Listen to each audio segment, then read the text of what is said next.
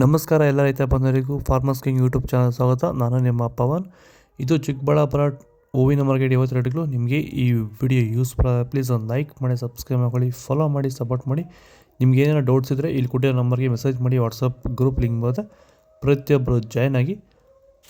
ನೋಡೋಣ, ಚಿಕ್ಕಬಳ್ಳಾಪುರ ಹೂವಿನ ಮಾರ್ಕೆಟ್ 50 ಬೆಳಗ್ಗೆಯಿಂದಲೇ ಸ್ವಲ್ಪ ಏರುಪೇರು. ಮೆರಾಬಲ್ ಕೆ ಜಿ 30 ರೂಪಾಯಿ 80, ಮ್ಯಾಂಗೋ ಕೆ ಜಿ 100 ರೂಪಾಯಿ 160, ಐಶ್ವರ್ಯ ಕೆ ಜಿ 80 ರೂಪಾಯಿ 160, ಚಾಕ್ಲೇಟ್ ಕೆ ಜಿ 50 ರೂಪಾಯಿ 100, ಸೆಂಟೆಲ್ಲೋ ಕೆ ಜಿ 100 ರೂಪಾಯಿ 150 60, ಸೆಂಟ್ ವೈಟ್ ಕೆ ಜಿ 100 ರೂಪಾಯಿ 160.